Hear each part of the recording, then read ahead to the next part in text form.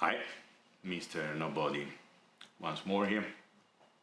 So my journey into videography, especially the GoPro Mission 1 Pro videography that I'm learning, is moving forward. So last night I went out, I took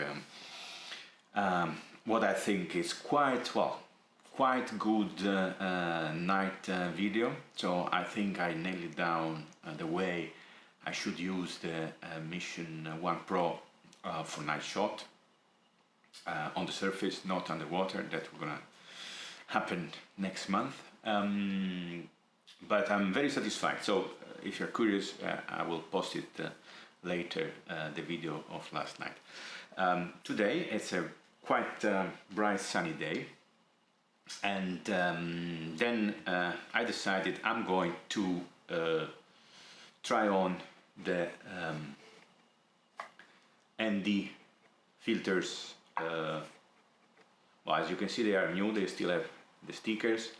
I saw already that online they are already sold out. Apparently they are very popular. So I'm not an expert in videography. Videography is all new things to me. But what I understood is that if you want to make a nice video with a cinematic look on a sunny bright day, you need this. You need the ND filters. And of course a gimbal. So I have the GoPro Fluid Pro gimbal, which is excellent, I must say. I used it last night for the night video. It's absolutely excellent. I'm very happy of this. Combined with the GoPro Mission 1 Pro, it's a marvelous setup. So I'm not sure which one to use. I think because it's very bright outside, I will use the ND32. But reading the instruction, the camera should tell me if it is too strong or not. In my understanding, the 64, which is the strongest one here on the set, is for when you go mainly, I think, skiing or really on a very bright, strong sunny day on the beach with a lot of reflection from the sand, from the water. It's quite sunny today, but I have like the feeling, I may be wrong, that 64 is too much. So I will start with 32, I will put it on. As you can see, yeah, I will have to take away, there is a kind of a mirror look. Okay, I have to take away the sticker, but the look is still like that, mirror one. There is here something somewhere, I think a magnetic thing that make the camera recognize the type of filter. And then yeah, on the gimbal, and yeah, I shoot at 25 frames per second, so shutter speed 150 in GP log 2, of course, because I will do color grading after that.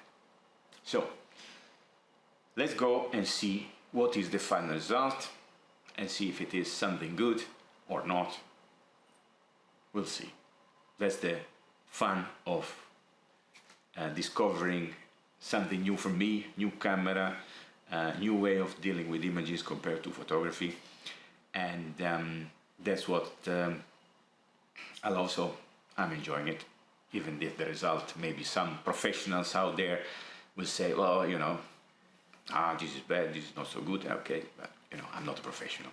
I'm just doing for myself, to have fun, to have memories for the future, to record here and see my, let's say, journey from photography into videography. Well, I don't abandon photography, of course. Let's see the video anyway. I talk too much. Compare with last night, there is nobody around today, or very few people. But that's because here it is very hot. It's a beautiful garden, as you can see, but the summer started in Baku, and weathers get very hot, so people during the day they prefer to stay in the shade or go on the beach, on the coast, somewhere else than this park, which is very much more used during the night. But here we are today in this hot weather to see how the GoPro camera is performing with the ND filter and the G-Log 2 in terms of quality, in terms of color grading, in terms of image cinematic view. And in the meantime I will show a little bit few interesting things of the boulevard of Baku. Fortunately there is a little bit of breeze. I don't know if you can hear from the microphone or not. I'm now using the zoom by 2, which should be quality maintained very high. We saw that in the night it doesn't really work like that, but I want to try it during the day. So you see up there the famous flame towers, and then a little bit down there there is a shopping mall that we may go and have a look a little bit closer. And in between the flame towers and the shopping mall, that flat horizontal low building is the carpet museum, very peculiar architecture. We're gonna have a look at closer. And someone says that the shopping mall that you see down there resembles somehow the opera of Sidney. As you can see, again, very few people going around with this heat. So I'm doing it. It's very bright, and though the GoPro one, even in this condition, it's saying that ND32 is good. So definitely I was right. The 64, it's applicable for even brighter, so I would say during ski vacation. For the time being, for all normal use, even in very bright sun, I think the 32 is okay. And now very quickly, not because I want to see myself very much, to be honest, but it's more about the fact that I want to try with the ND filter the so-called vlog setting, so that in a way it is prioritizing the face. Well, what is nice actually of the filter is that since it's a mirror filter, I can see myself quite well, more in the in the ND filter than in the little screen, because in such a bright sun the small screen, yeah, you don't see much, but the mirror of the filter, it's really good. Now I change a bit to see where is the sun. Now the sun is on my back, so I want to see how my face will gonna look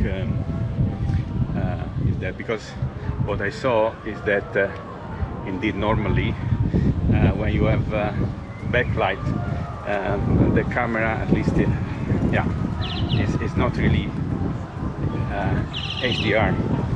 Even when you put flow, you would expect that they play a little bit with the light to keep your face at light. Now of course I have the sun in the front, but as I'm turning and I have the sun in the back, at least looking at the little screen, it seems that my face is much darker, which is normal, kind of. But since I'm recording in GoPro 2, I will see in post-production how it is, if it's worth to highlight a bit more my face a little bit more.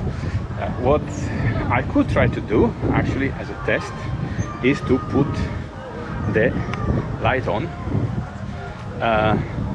even though to feel. Maybe it works. I put the maximum power right at the moment. Let me turn around and see if the filling light make any difference. I doubt, because it's a very strong sun, so the light is strong but not that strong. So now the light is on. I don't know if you see any difference. Now I will switch it off and let's see if, yeah, now it's off. Was any difference?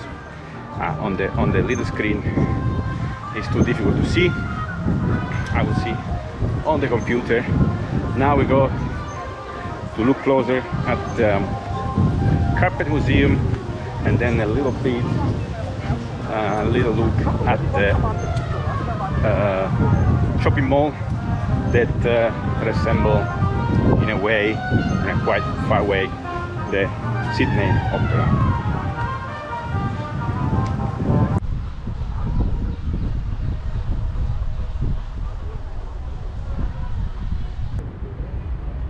Nice fountain, and there the flame towers, the landmark of Baku.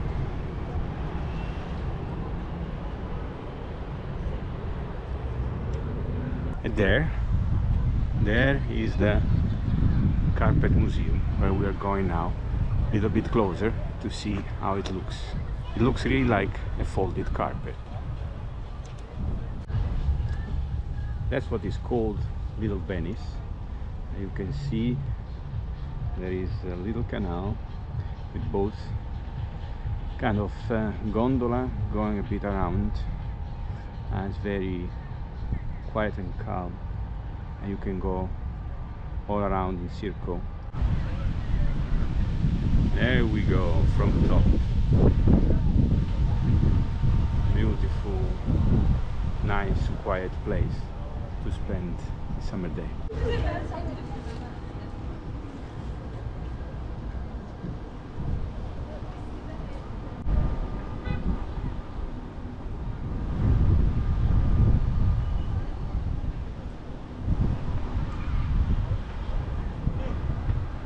And from the flame towers to the Carpet Museum. Look at that. What a design of this building. I've been inside and it's a beautiful selection of Azerbaijani carpets, because the tradition of carpet in Azerbaijan, carpet making in Azerbaijan, it's very, very important, and they are really piece of art. They are very proud of their carpets, and indeed they are extremely valuable. And here it is, the Carpet Museum from the other side. Go there. There's this, the big shopping mall there in between the trees. You can see it there and there. Now we're gonna go a bit closer to have a look at it. Not before the final look at the Carpet Museum. And there is this beautiful shopping mall. Inside there are a lot of shops, a lot of fun, restaurants, food court. But what is it very interesting inside there, and I will go one day with this camera, it's an indoor kart circuit. Unbelievably, I didn't go there yet, but now with this camera I really want to try to go inside there and take a video of my race with the chest mount. Some kids representation in front of the Deniz Mall, all teamed by the Nemo from Disney, Dora here.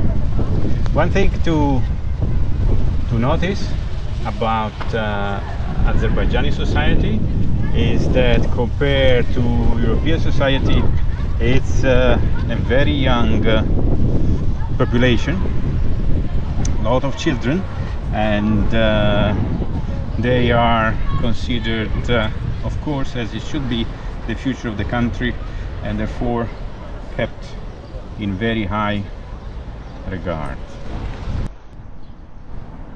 And there is also there the panoramic wheel. Never been there yet, but I will have to go. And that here in front is the Maiden Tower, which is a very historical part. There behind the Maiden Tower there is the Baku old city that I will go and visit and make a nice video out of it. There is a lot of historical sites. This tower, the function of this tower in the past is still debate, is not very clear what it was supposed to be, but it's extremely old and one of the most well preserved architecture of the old time of Baku. You can see it in any old representation, picture, drawing. Has always been there, and the archaeologists are still debating what was the purpose. And now let's go and see what's going on with the Formula 1 preparation, because soon they're going to be there on those roads here. Soon we're going to be Formula 1 car racing. As you can see here, preparations are ongoing for the coming Formula 1 Grand Prix city circuit of Baku. Every year they do it, so it's a big event that transforms the city in a circuit. It's very heavy on the city traffic on the period before the GP, but yeah, I think if you like Formula 1, it's something really to watch. Okay, one last comment before ending this experience. I think I made a bit of a mess, well, not a mess, actually, all testing with the microphone. I'm using the DJI Mic 2 connected with Bluetooth. What I realized is that if I switch off the GoPro in between the videos, then when I will switch on back, it is not reconnecting automatically. I expected that once you connect it, as soon as you switch back on the camera, keeping the microphone on, of course, it would pick it up and connect. That's not the case. And so during the last few pieces of the video, there was some pieces where, despite the microphone, it didn't connect, so the camera was using its own microphone.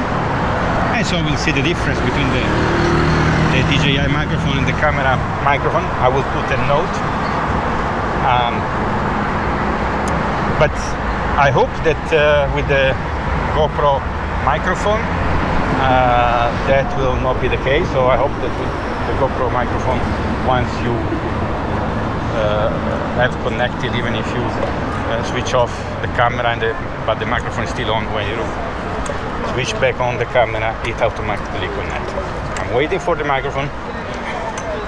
Should be available to order Monday, actually, tomorrow, hopefully. Well, now here it's a bit dark because I'm not in the sun, so actually it will be interesting to see how the ND filter worked. I'm having the sun in the back now, and so my face may be dark a bit because now I will be walking back and download the movies and process it and then see the result.